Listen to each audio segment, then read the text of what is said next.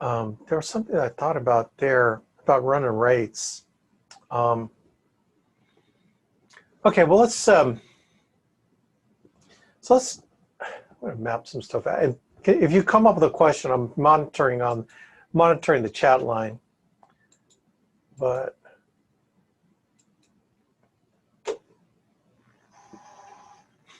I love how it does that.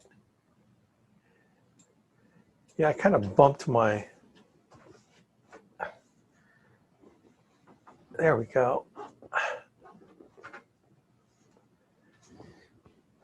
Okay, so look, some of y'all are getting TLP leads, investing in the other leads, and it's definitely a good thing to do. Like you heard from Michael Jacobs out in California, some of the things that he's been doing, and he's been doing it with the Leadrilla, like the fresh Leadrilla leads, you know. By the way, I got a bunch of leads that came in from your orders. A little bit slow on Arizona. We've got a few that are fulfilled. Some of them are all filled, like Supreme South Carolina leads. So I'm going to be getting those out to you after this call, right? But so one thing I've been thinking about is, again, I talk about the phone script and trying to figure out the phone script, and it kind of leads me to the different types of leads and how to approach them, okay? So, you know, we've got, the thing about it is we have old bonus leads. So these are leads, these are direct mail leads, you know, final expense or mortgage protection leads. And so the approach on the older bonus leads that are the mailed in leads is different than contrasted with a new lead, let's say a new TLP lead, right, which is primarily final expense, okay? Then you have the old social media leads, which are typically final expense. These are like the Leadrilla, you know, final expense,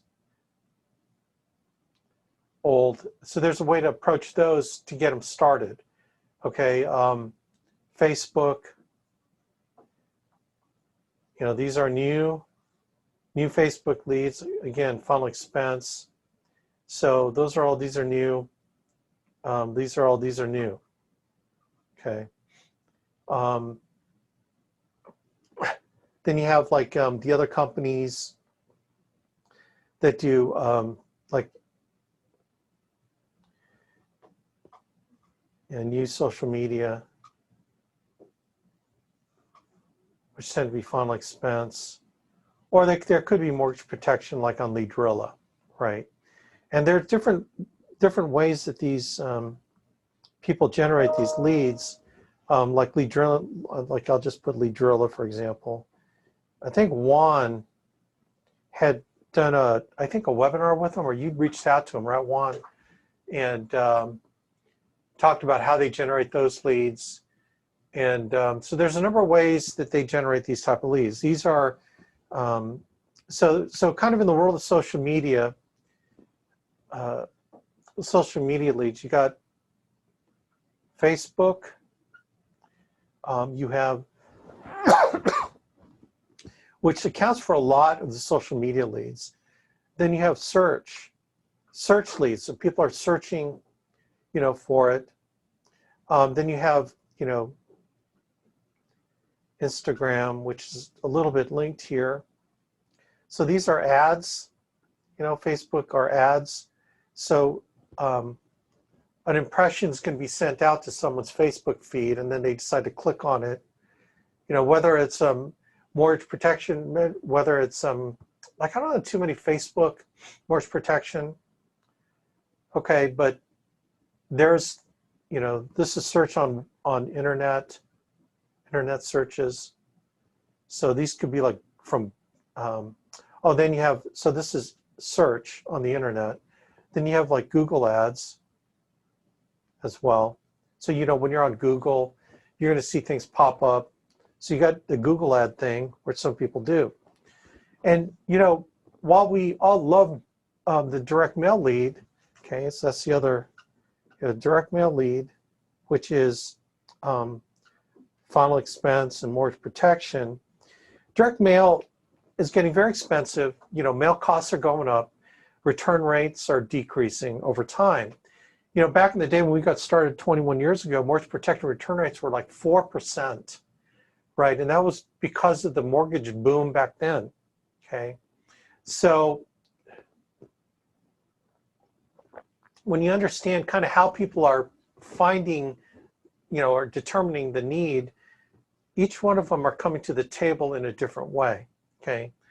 But once you introduce yourselves and get them on the phone, then they all get, bottom line is, then they all fall into, you know, the sales process. You know, we'll call it the ATM submarine. Okay, which is the bond rapport to upfront contract to finding pain, budget, decision, fulfillment, and post-sale, right? That's the summary right there. We all take them through the funnel. It's all a funnel.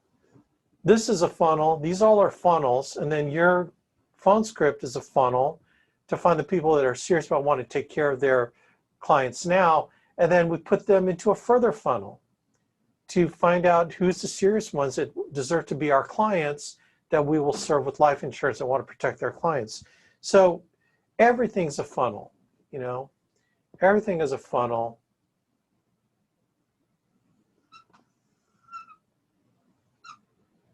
To get to where you're making money and you're protecting families, okay? Now, of course, how this works is you put more through the top than through the bottom will come out, okay? So the more you put in, the more that'll come out. Part of this coming out process is your skill. So your skill level will determine conversion percentage. Okay, conversion. You can probably barely read that, but will relate to conversion percentage. And so there's a point where you got to get out the gate and let's get some leads that get going. And we know that your conversion percentage is going to start out lower and then it's going to increasingly go higher. And everything is subject to, you know, so skill. So to develop skill is related to work, okay, resources, which is lead, you know? So it's like work times resources equals skill. So you got to call people and then you got to put the work in.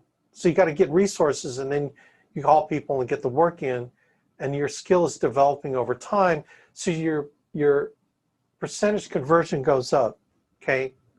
I love drawing pictures because it gets my mind right on how this looks, okay? So every lead, once you can get them screened that they're interested, that you have something that they want, then you put them into the sales system to determine if they are serious, okay? Now,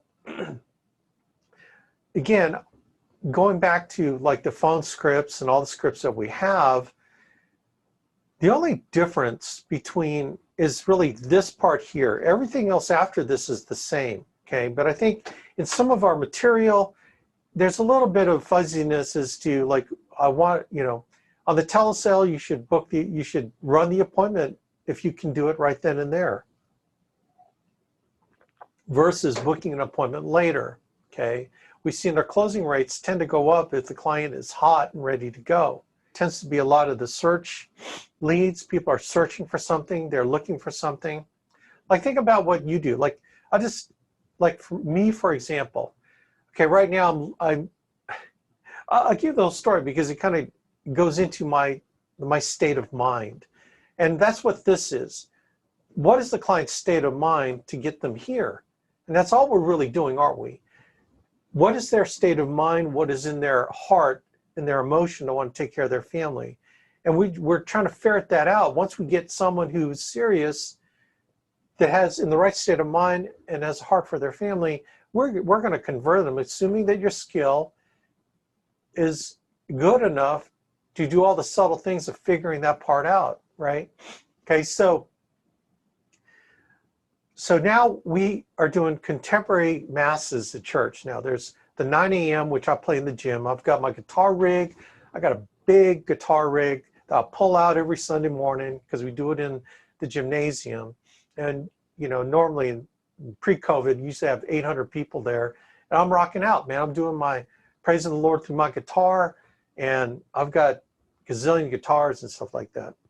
Okay, so now the church is saying, you know what, we need, but it was never really a contemporary service. During the actual Mass, we do hymns, but we do hymns with my rocking with drums and bass and everything, but it was still hymns.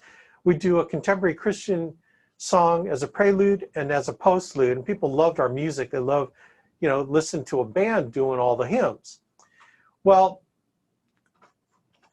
we have created a new 5 p.m. Mass on Sunday where we're accommodating people that have activities and stuff on Sunday morning with the kids. So they come to church on Sunday, you know, late evening, 5 p.m.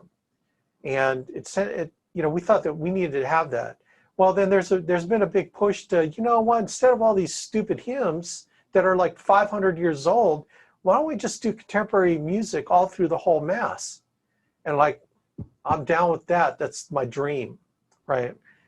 Not that it would just appeal to people and get them praising and get them into the emotion. Not that the church is about emotion. The church is about faith. Faith is not emotion, by the way. Faith is not emotion. Faith is faith. Emotion is the frosting on the cake. But the Holy Spirit is not emotion. Okay, my humble but accurate opinion. Your faith is your faith. Faith is unemotional. Faith can be emotional, but emotion does not come prior to faith. Can you imagine? You're only faithful to your wife because you have this overwhelming romantic feeling for her. Brother, sister, faith ain't about emotion. You know, being loyal to your wife is a vow that you took. Even when you're mad at her, you still maintain your vow, right?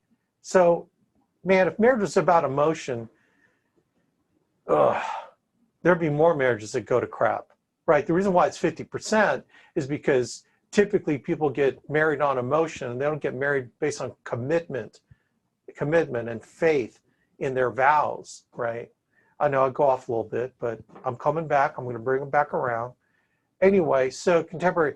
So now I'm thinking I've got my big rig in the gym, which I can pull out of the storage room and I can rock right away because it's a big open space, man. In the church, everything's a little bit more compact. You know, the sound level's got to be controlled. And I'm like in this mode of, golly, what kind of rig? Like I got a rig. I got to figure out how to streamline this rig.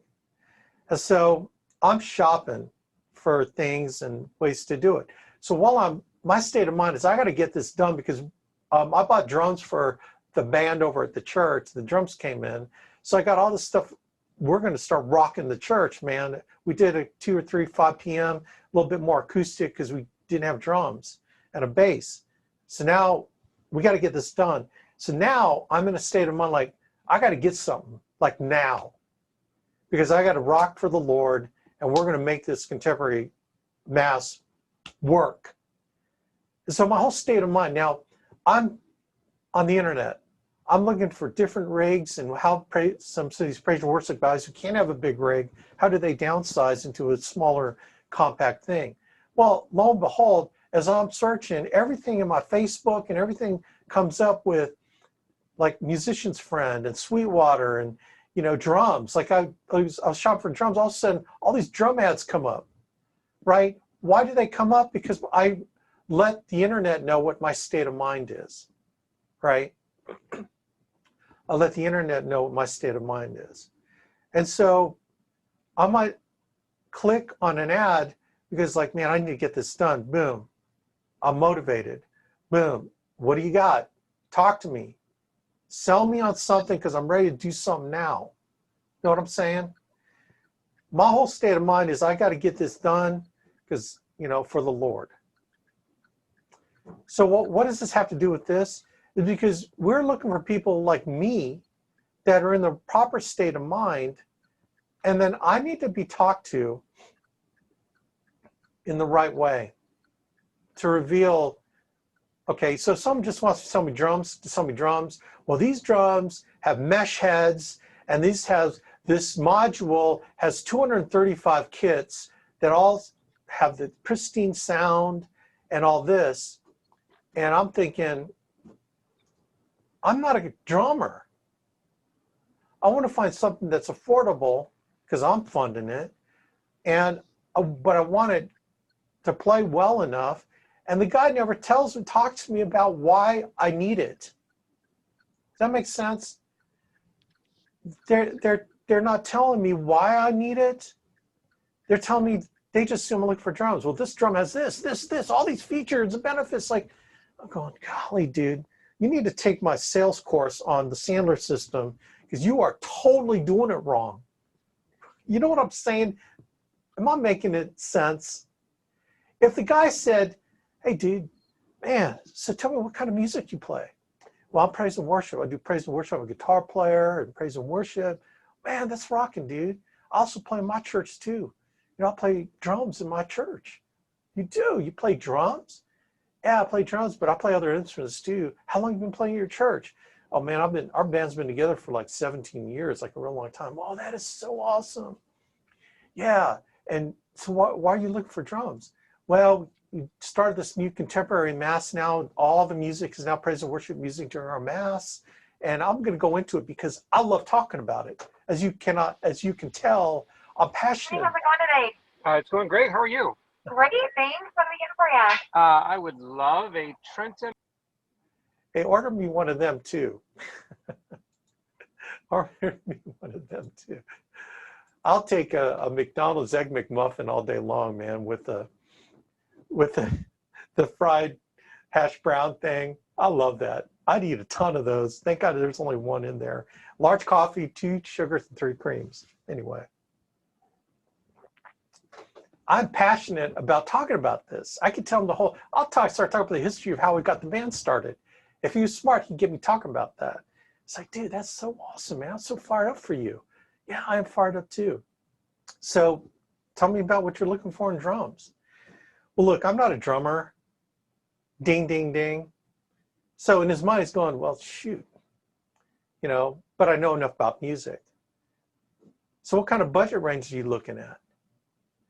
Well, I'm just looking, I don't want the cheapest one because I think we need a kick drum. You know, some of these kits, it only has the pedal, but there's no hammer. And I'm after for a realistic feel. Oh, you are. So you're looking for like mesh heads so that the drummers can get that more of that authentic feel. Yeah, I want my drummers to want to come back and play. Okay, because I got to put ads to find another drummer and bass player to kind of fill all the holes that we're going to have during some weeks at that mass. So I'd like to get them to come back and play on a really decent kit that has a good feel. Oh, I got you, man. So the cheapest one doesn't have that kind of a kick thing. Yeah, I'm looking for that kick thing. Well, the next one up from that is this Alesis thing, and it's got the kick thing. I don't know what to call it. And it's more realistic. It is? So it's more realistic. But is it going to break the bank? How much is it? Well, it's, you know, $379. $379, that's it? Yeah, what's your budget? Well, you know, I don't know, I was thinking not more than $500, you know, because I got some other things I got to get for this mass, you know, which I really do. I got to get a digital mixer. I get my rig, right? I got to think of all these things. Well, look, man, $379, it's under $500. And by the way, the guy did not do that to me. It was another thing. The same guy, actually, we talked about another thing, and he went into it. But this is what he would have asked me. Anyway, I'm like, Yeah, sounds good, man. I'm fired up. Right? I'm fired up. Well, how soon can I get it shipped? Well, I mean, you live in Dayton. We're here in Fort Wayne, Indiana. Probably a day or two. Rock on. You got it in stock? Absolutely. We can get, a couple days, it'll be there. So I ended up ordering the one I'm telling you about, but that's how someone would have sold me on it. And I would have been down with it, because the guy cared about why I needed drums. He cared about the real reason why I needed drums, and he was all down with it. And he was enthusiastic for me about why I needed these digital drums. And he's a drummer. So I know he could, like, instantly, I know he could relate. See? By the way, the guy I talked to about a PA system at Sweetwater, like I was buying a outdoor PA system for the church, and I went through the same process with this guy who was, this guy was actually a drummer in a praise band, but he knew about PA systems. So we had really this kind of conversation, except it was about a PA system. But I'm relating to drums because that's where I'm at right now, because I've seen these ads pop up about drums, drums, drums, drums. I was just in Fort Wayne. You are kidding me.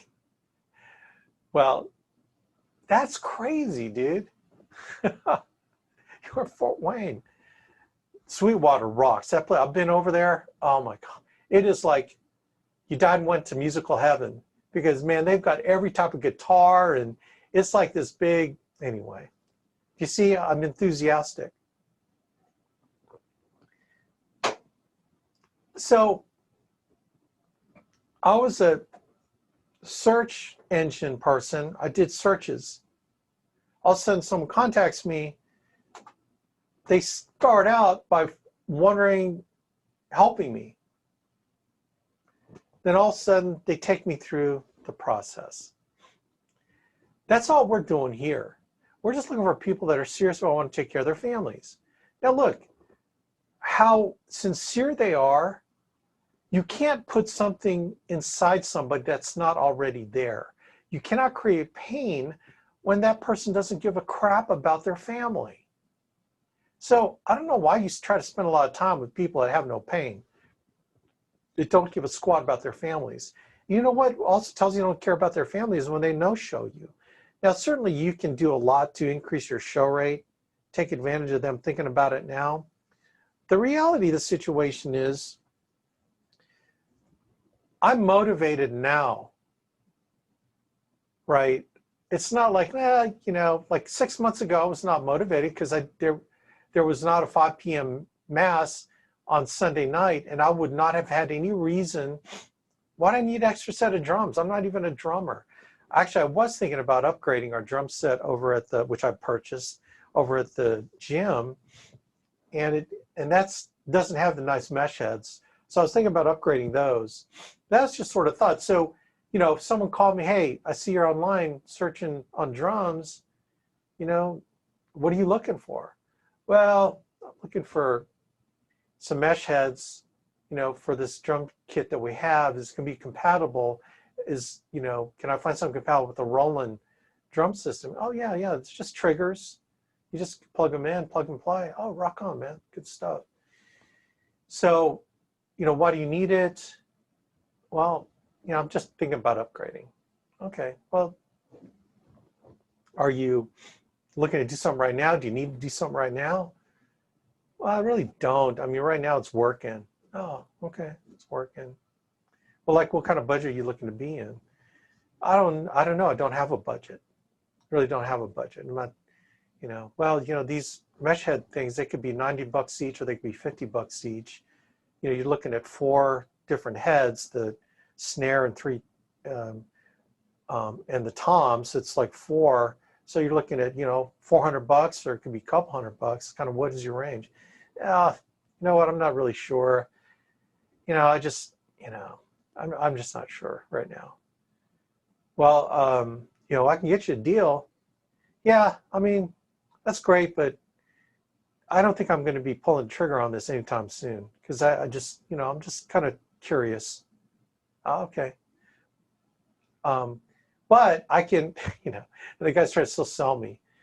You know, the smart guy would go, you know what, tell you what, give me a call when you're serious, when you want to, you know, really take care of this. My name's Jason here at Sweetwater. I'll be happy to help you out, man. We got a lot of different variety of drums and mesh heads. I think, you know, that you'd like.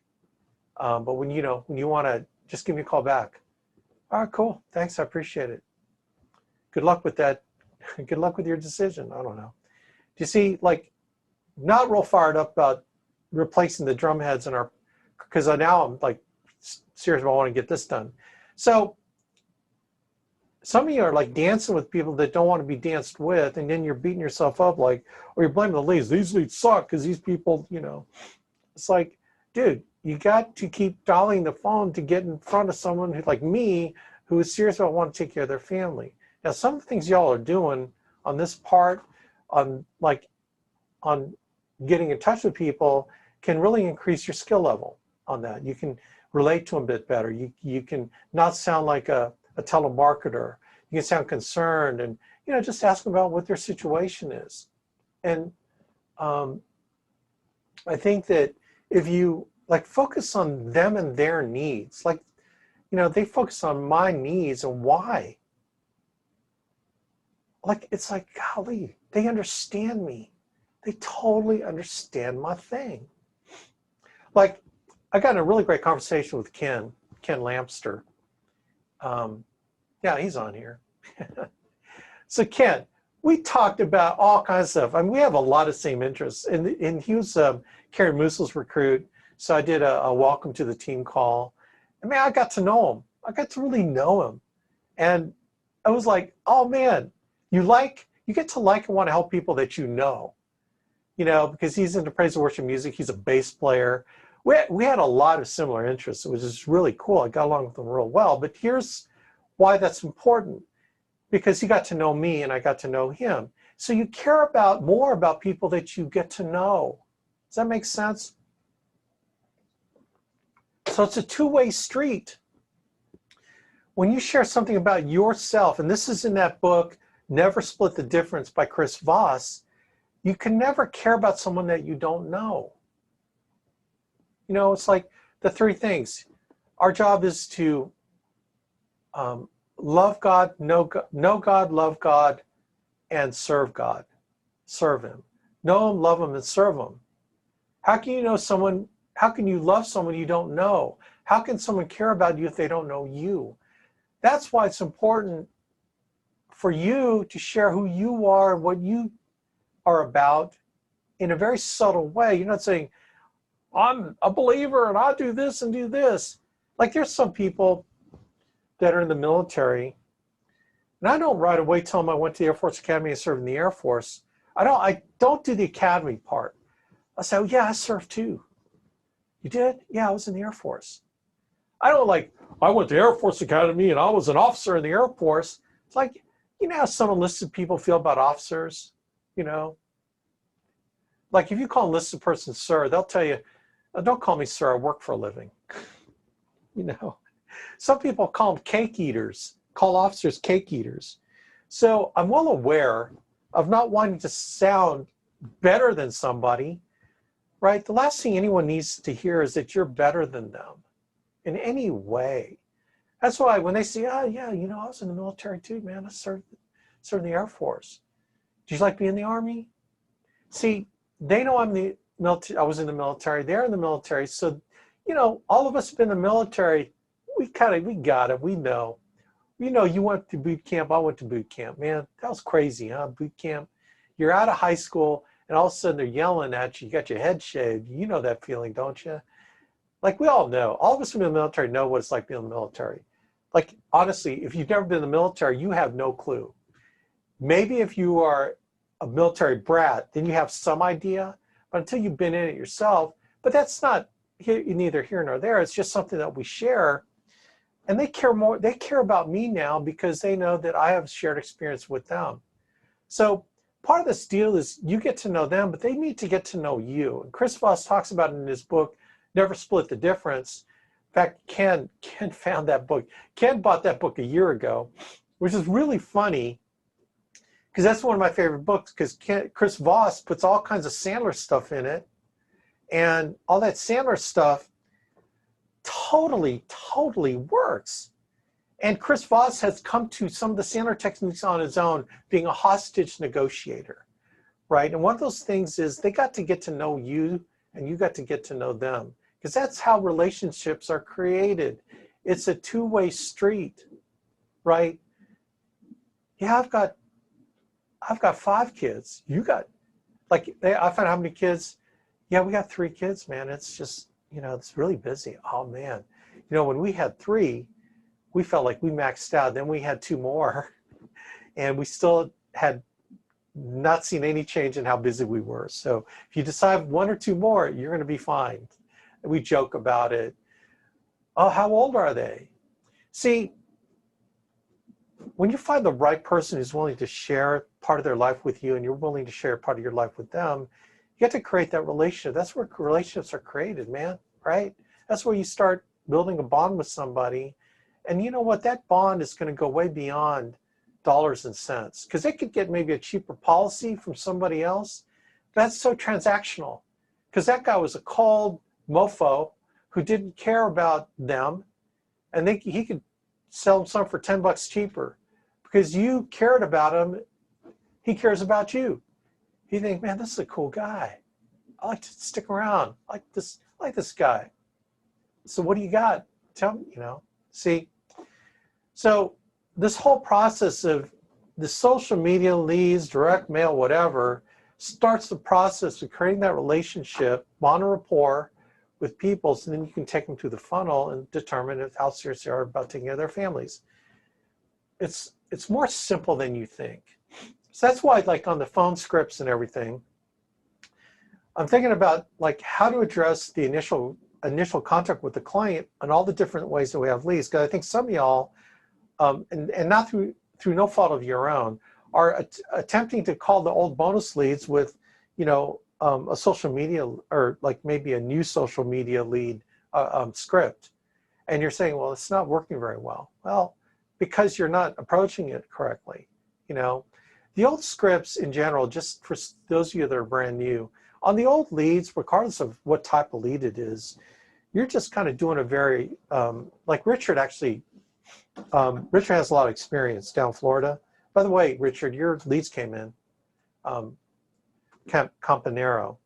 So I'm going to get those to you. But he had a great approach on the old leads. He kind of gravitated to it. Hey, listen, you sent this in some time ago, and we don't see any record that you took care of it. I'm just calling to follow back up with COVID-19, everything craziness going on. I'm just following back up just to make sure that you either you got your family taken care of or you don't. Let me ask you a question. Which is it? You got your family taken care of if you die, or you got everything taken care of? Which I'm just checking it out. I'm just wondering what happened. I'm a manager with Mortgage Protection Group, and we saw you sent this in. You remember back? You probably don't remember this. So set up with. You probably don't remember this, but some time ago when you got your mortgage, it might have been 1.5 years, 2 years ago. Remember when you refinanced or bought your house? Well, yeah, it was like 2 years ago. Well, perfect. Sometime along the way, you sent this form to us, because I got it like right here in front of me, and you were looking to protect your family in the case of death, so that they wouldn't have to worry about the mortgage. Now, was that what you were looking for back then? Or were you looking for something different? You're just kind of doing the Columbo. For those of you that are old like me that know who Columbo is, the Columbo TV series, the detective Columbo. On referring back to when you when they first filled it out, and then just having that easy conversation. I like what Ken Lamster did, is he took the script and he bulletized it. He did what I did when I got in the business. He created bullets of what each section was trying to accomplish. Then he turned those bullets into his own words, which is what we do anyway in public speaking, right? We know what we want to say, so we bulletize the topics we want to talk about, and then we riff on the topic. We see that, it's like, okay, I'm going to talk about this. the next one I'm going to talk about this. The next one I'm going to talk about this. It's kind of like when I show the plan, right? I tell them my story. I tell them who the alliance is. I tell them what we do. You know, I show them the numbers. Then I edify Andy and other agents that are doing it. See, you just show me the bullets and I can talk 3, 4, 5 minutes, 10 minutes, however long you want me to talk on any bullet you give me. Like you give me a bullet, I'll talk about it. Even though I know nothing about it, I will come up with something. I'll talk about it. I will make it sound interesting too, right? But, you know, so that's part of extricating yourself from purely saying the words on the script. You're pulling yourself away to be more you, not the script. I only give the script because I need for you to know how to articulate each sales process in the submarine, okay, so you can use your own words. The ATM is set up that way. You know, you're not supposed to like really read all those bullets, but if that's all you could do, you can take someone through the process just fine.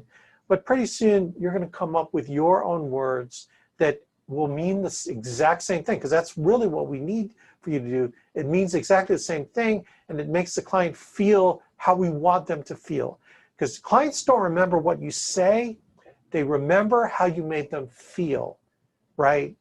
Okay, so remember, the sales process is getting the client to react on emotion to do something to take care of their family.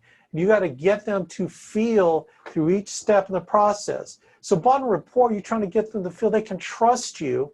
So the words coming out of your mouth isn't a politician's words. And most of the words coming out of your mouth are questions to learn about them, to guide them through this process. So they become even more enamored with you because you're not sounding like a salesperson where you're doing all the talking. You're getting them to do all, like, you know, some people say, all the conversating. They're doing all the talking. You got it? So bond rapport, you get them to feel like they can trust you. They feel good about you. They feel like, oh man, this isn't like a sales guy trying to rip me off. This guy cares that I have a family. He knows my kids' names. He's got a family too. Or he's got a dog and cat. Yeah, you know, it's like, well, you know, I have a dog and cat. They're my family. Oh, we have pets too. You have pets too? Yeah, we got a couple dogs. Oh, what kind of dogs do you have? Oh man, that's a cool breed. I heard those breeds are really good. Oh man, best dog we've ever had. Oh man, well, I got this little Chihuahua.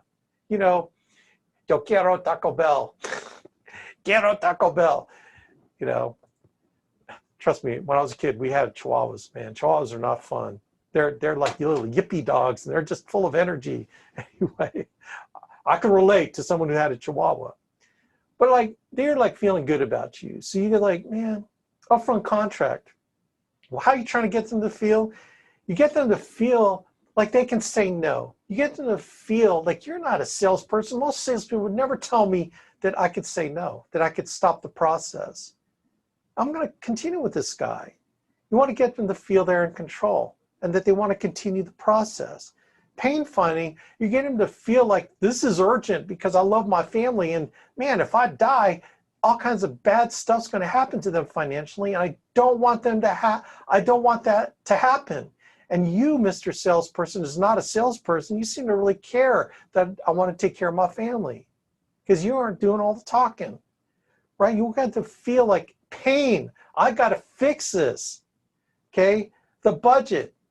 You got to get them to feel they can afford this, that whatever budget they have, that we can fit it into their budget, that they can trust you, that you're going to do the very best to fit it in their budget. Because if you can't, there's no sense to continue on, right? So you get them to feel they can afford this, and you're going to do your best to get them into their budget. The decision, you're trying to get them to feel like they can continue on, that they're not making this huge decision they got to think about. Like buying a house is a huge decision. Covering your family with a life insurance product can be a huge decision if you let it. But our decision process is making them feel, hey, all we're doing is making this small decision of what you can afford, and we're going to see if you qualify. So tonight's what I think about tonight. Typically, Joe, you think about big decisions, right? Like what school to send your kid to for college, right? That's a big decision. You know, should you buy this car versus that car? Is that pretty big decision? You don't typically make that on the fly, right? Likewise, taking care of your family is a big decision, but this part here is nothing to think about because all we're doing is to determine if you can even qualify for it. Because if you don't qualify for it, then there's nothing to talk about. So all we're going to do to see if you qualify. Then down the road, we can think about it together to see if it's got everything that you want out of it. So you're trying to get them to feel they can trust you, that you're not trying to close them hard, but you're trying to get them through the next step of determining what's going to be right for the family that they can afford. And all we're going to see is if they can get their family covered. So you're trying to get them to feel they can trust you, that you're not trying to close them hard and that, you know, there's nothing to think about yet, right? Fulfillment, you're getting them to feel like they can afford to do this. If they get approved, they can afford to do it at the price that they choose. And you're getting them to feel like if they don't get covered with it, that there's other options that you can give them that cover their family. So that feeling of continued trust that, hey, if I continue this process, you know, Alex is going to take care of me. That we're going to end up doing the right thing for my family, right? Then finally, post-sale, are they going to keep the policy? You're trying to get them to feel like, you know, at the end of this process, this is going to be a good process for me. And I'm going to keep the policy, whatever I get from Alex, this is something I'm going to do for my family. Then I'm going to commit to this. I'm going to make this commitment because I love my family, because I don't want them, you know, I don't want them to suffer the consequences in the pain process. I can afford it. And I know this is not a big decision. I can change it up later. And I know my agent is going to take care of me because I trust him. I trust her, right? The trust feeling permeates every step because you start at the beginning. Then everything that you do to earn that trust at the beginning, just because you were a relatable person, becomes solidified because you earn that trust again and again and again through the upfront contract, through the pain finding, through the budget, through the decision, through fulfillment and post-sale. The whole thing solidifies that you care about them and they care about their families and they trust you that you're going to guide them through the whole way, right? Again, I'm looking to buy drums because I'm going to serve the Lord through this music that we're playing, contemporary music, the 5 p.m. Mass. And I'm going to get those drums, and I got them. And we are going to rock for the Lord on Sunday at 5 p.m. You know what I'm saying? I got my family covered because Alex helped me take care of it. And now I don't got to worry about it. I got my family covered. Does that make sense, gang? Is this making sense? I started with, what is the intent, regardless of how they're looking for the lead? Can we convert it through developing the proper skill? And it could be an old lead. It could be a new lead. It could be an old S&M lead, social media lead, Facebook leads, whatever. We take them through the same process and we do the same thing. So it is the same. Well, actually, you shouldn't treat everyone the same. No, you shouldn't relate to everyone the same.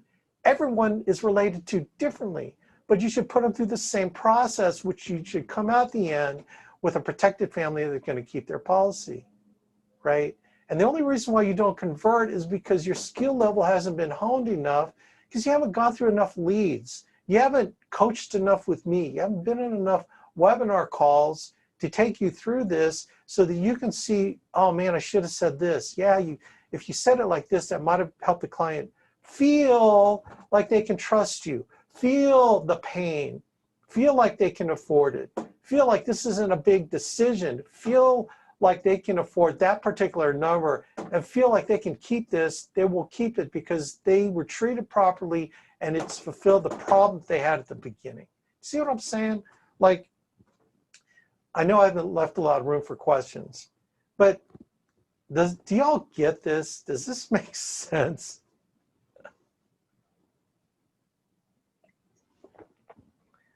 Whether you're recruiting or selling, the same process with everyone we talk to, right? It's the same process.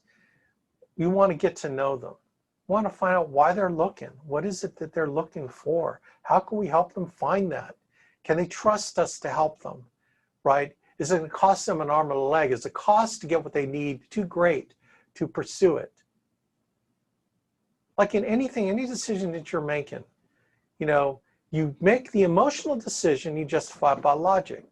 Like how many people come to an altar call and they decide to dedicate themselves to the Lord only to discover that the emotion of wanting to be saved is not backed up by someone following up with them to make sure that they implement the logical process of getting them to know the Lord so they can love the Lord and serve the Lord.